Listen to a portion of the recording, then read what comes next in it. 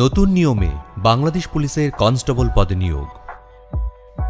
জাতির পিতা বঙ্গবন্ধু শেখ মুজিবুর রহমানের স্বপ্নের সোনার বাংলার জন্য কাঙ্ক্ষিত জনগণের পুলিশ বিনির্মাণের লক্ষ্যে মাননীয় প্রধানমন্ত্রী শেখ হাসিনার নেতৃত্বে 2025 সালের মধ্যে মধ্যমায়ের দেশ এবং ভিশন 2041 পূরণের মাধ্যমে 2041 সালে উন্নত বাংলাদেশের উপযোগী করে বাংলাদেশ পুলিশকে গড়ে তোলার প্রত্যয়ে স্বরাষ্ট্র মন্ত্রণালয়ের তত্ত্বাবধানে কনস্টেবল পদের বিদ্যমান নিয়োগের নিয়ম নীতির আধুনিকায়ন করে একটি সুসংহত পদ্ধতি প্রস্তুত করেছে বাংলাদেশ পুলিশ। এই পদ্ধতিতে নিয়োগ বিজ্ঞপ্তি প্রকাশের পর থেকে মোট 7টি ধাপ অনুসরণ করে একজন যোগ্য প্রার্থী বাংলাদেশ পুলিশের সদস্য হিসেবে নিয়োগ পেতে পারবেন। পদের সাথে সঙ্গতি রেখে বিভিন্ন যোগ্যতা ও শর্তাবলী উল্লেখ করে বাংলাদেশ পুলিশের কনস্টেবল পদে লোক নিয়োগের বিজ্ঞপ্তি প্রকাশ করা হবে। ওই বিজ্ঞপ্তিতে আগ্রহী প্রার্থীদের অনলাইনে রেজিস্ট্রেশনের জন্য আহ্বান জানানো হবে। অনলাইনে আবেদনপত্র পরবর্তীতে পুলিশ হেডকোয়ার্টার্স কর্তৃক নির্ধারিত নিয়োগ বিধি অনুযায়ী ওয়েব বেসড স্ক্যানিং করা হবে।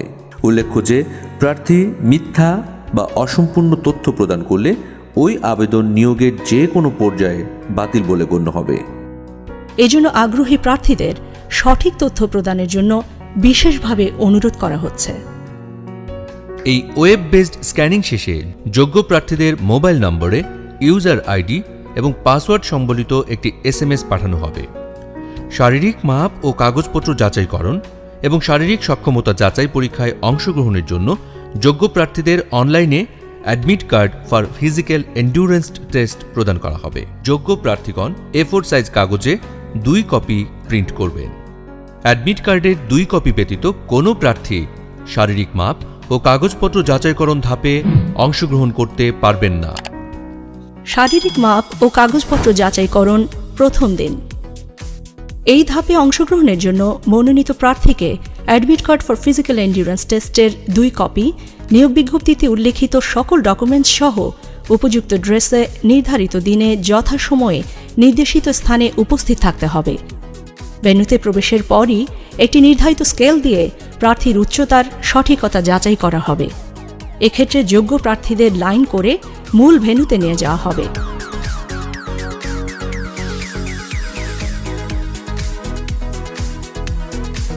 সেখানে বিজ্ঞপ্তিতে উল্লেখিত শর্তানুসারে প্রার্থীদের উচ্চতা, ওজন ও পুরুষ প্রার্থীদের ক্ষেত্রে বুকের মাপ পরিমাপ করা হবে।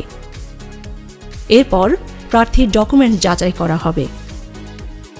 শারীরিক মাপ ও ডকুমেন্টস যাচাইয়ের সঠিকতা পাওয়া প্রার্থীদেরকে যোগ্য হিসেবে ঘোষণা করে তাদেরকে শারীরিক সক্ষমতা যাচাই বা ফিজিক্যাল এন্ডিউরেন্স টেস্টে অংশগ্রহণের জন্য admit card for physical endurance টেস্টের 1 কপি প্রদান করা হবে। ফিজিক্যাল এন্ডিউরেন্স টেস্টের সময়সূচি প্রার্থীদেরকে জানিয়ে দেওয়া হবে। শারীরিক সক্ষমতা যাচাই পরীক্ষা দ্বিতীয় দিন। শারীরিক সক্ষমতা যাচাই পরীক্ষার জন্য আগত প্রার্থীদের admit card for physical endurance test ও রেজিস্টারে সংরক্ষিত তথ্যাবলী পুনরায় চেক করে ভেন্যুতে প্রবেশ করানো হবে। এক্ষেত্রেও যথাযথ অ্যাডমিট কার্ড ছাড়া কোনো প্রার্থী মাঠে পরীক্ষায় অংশগ্রহণ করতে পারবেন না। আগত প্রার্থীদেরকে ব্রিফিংয়ে অংশগ্রহণ করতে হবে।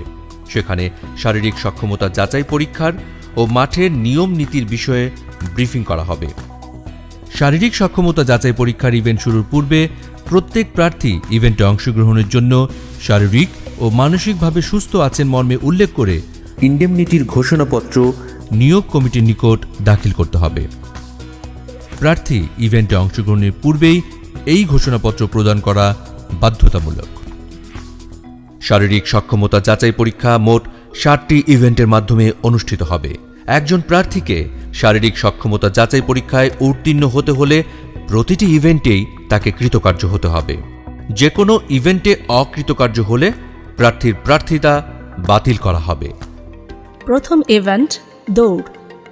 এই ইভেন্টে পুরুষ প্রার্থীদের 200 মিটার দূরত্ব 28 সেকেন্ডে এবং নারী প্রার্থীদের 200 মিটার দূরত্ব 34 সেকেন্ডে অতিক্রম করতে হবে। দৌড় শুরুর পূর্বে প্রার্থীদেরকে দৌড়ের নিয়মকানুন বিষয়ে ব্রিফিং করা হবে। দৌড়ের ক্ষেত্রে প্রার্থীকে চুনের দাগ বা চেক পয়েন্টের পেছনে সিটিং পজিশন নিতে হবে।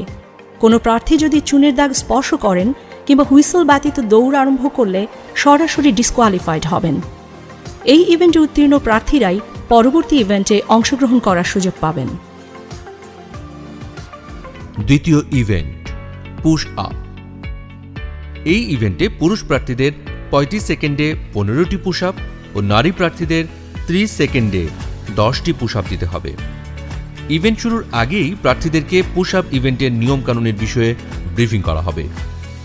পুশ আপে বডি, হেড, ব্যাক পার্ট এবং হিপ একই লেভেলে অর্থাৎ স্ট্রেট থাকতে হবে। হিপ ডাউন থাকবে, হাঁটু সোজা থাকবে এবং কোনো অবস্থাতেই মাটিতে স্পর্শ করবে না। আপ অবস্থায় এলবো স্ট্রেট এবং ডাউন অবস্থায় এলবো বেন্ড থাকবে। আপ থেকে ডাউনে গিয়ে আবার আপে আসলে একটি পুশ আপ কাউন্ট করা হবে।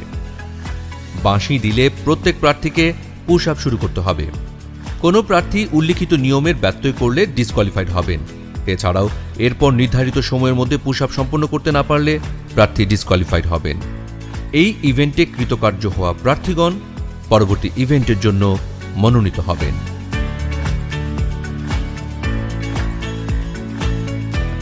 তৃতীয় ইভেন্ট লং জাম্প। এই ইভেন্টে পুরুষ প্রার্থীদের কমপক্ষে 10 ফিট এবং নারী প্রার্থীদের কমপক্ষে 6 ফিট দূরত্ব জাম্প করে যেতে হবে। এই ইভেন্টের শুরুতেও প্রার্থীদের নিয়মকানুনের বিষয়ে ব্রিফিং করা হবে। প্রার্থীদেরকে অবশ্যই চুনের দাগের পেছন থেকে জাম্প করতে হবে। জাম্প করার সময় চুনের দাগ স্পর্শ করলে কিংবা অতিক্রম করলে প্রার্থী ডিসকোয়ালিফাইড হবেন। নারী প্রার্থীদের ক্ষেত্রে 6 ফিট এবং পুরুষ প্রার্থীদের ক্ষেত্রে 10 ফিট দূরত্বে মার্কিং ফিতা দেওয়া হবে। নির্দেশনা মেনে প্রার্থীদেরকে জাম্প করতে হবে। প্রার্থীকে অবশ্যই জাম্প করে ওই মার্কিং ফিতা অতিক্রম করতে হবে।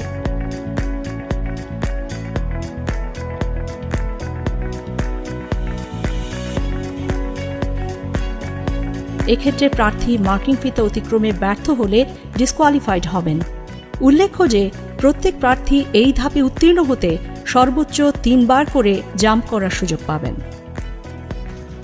চতুর্থ ইভেন্ট হাই জাম্প। এই ইভেন্টে পুরুষ প্রার্থীদের জাম্প করে 3.5 ফিট ও নারী প্রার্থীদের 2.5 ফিট উচ্চতা অতিক্রম করতে হবে। ইভেন্ট শুরুর পূর্বেই প্রার্থীদেরকে ইভেন্টের নিয়মকানুনের বিষয়ে জানিয়ে দেওয়া হবে। ইভেন্ট পরিচালক বাঁশি দিলে প্রত্যেক প্রার্থী দৌড়ে এসে জাম্প করে নির্ধারিত উচ্চতা অতিক্রম করবে।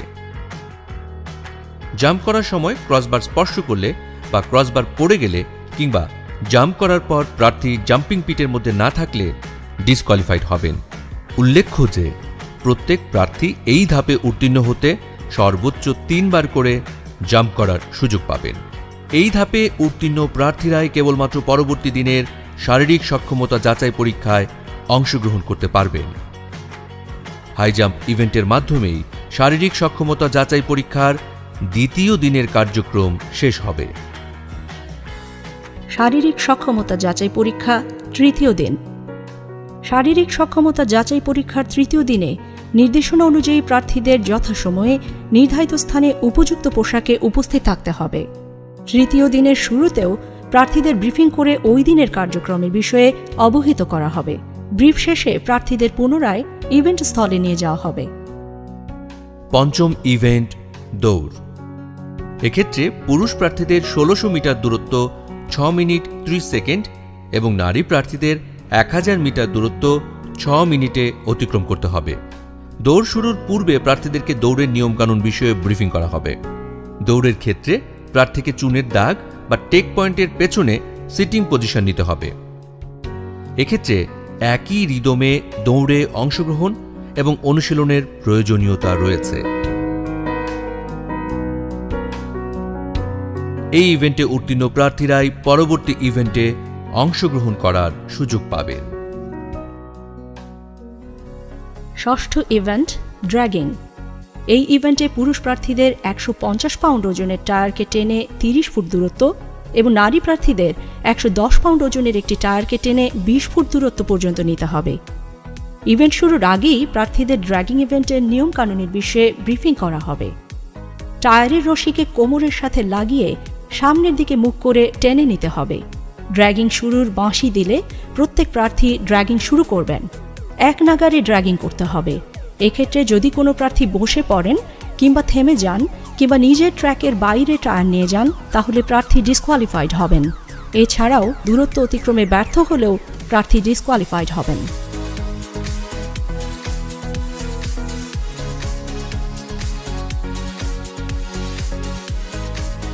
সপ্তম ইভেন্ট, রোপ ক্লাইম্বিং। এই ইভেন্টে পুরুষ প্রার্থীদের কমপক্ষে 12 ফিট এবং নারী প্রার্থীদের কমপক্ষে 8 ফিট রোপ ক্লাইম্বিং করতে হবে।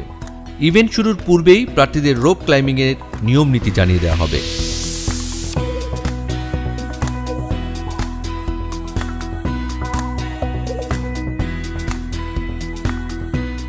বাঁশি দিলে প্রার্থীরা রোপ ক্লাইম্বিং শুরু করবেন। প্রার্থী নির্ধারিত উচ্চতায় উঠতে ব্যর্থ হলে প্রার্থী ডিসকোয়ালিফাইড হবেন। এই ইভেন্টে উত্তীর্ণ প্রার্থীরা ফিজিক্যাল এন্ডুরেন্স টেস্টে চূড়ান্তভাবে নির্বাচিত বলে ঘোষিত হবে। অতঃপর তাদেরকে সারিবদ্ধভাবে নারী ও পুরুষ কোটা ভিত্তিক আলাদা আলাদাভাবে দাঁড় করানো হবে। তাদের তথ্যাদি পূরণের জন্য ফর্ম সরবরাহ করা হবে। পূরণকৃত ফর্ম, ফিজিক্যাল এন্ডুরেন্স টেস্টের কার্ড, সার্টিফিকেট, পাসপোর্ট সাইজের ছবি এবং অফেরতযোগ্য ব্যাংক চালান, বিজ্ঞপ্তিতে উল্লিখিত সকল ডকুমেন্ট সংগ্রহ করে পুনরায় যাচাই বাছাইপূর্বক উপযুক্তদের ডকুমেন্টস রিজার্ভ অফিসের হেফাজতে রেখে নিয়োগ বোর্ড সভাপতির স্বাক্ষরিত লিখিত পরীক্ষা সহ অন্যান্য সকল পরীক্ষার জন্য প্রবেশপত্র ইস্যু করা হবে। পরবর্তী সময়ে উত্তীর্ণ প্রার্থীকে বাংলা, ইংরেজি, সাধারণ গণিত ও সাধারণ বিজ্ঞানের ওপর 45 নম্বরের লিখিত পরীক্ষায় অংশগ্রহণ করতে হবে।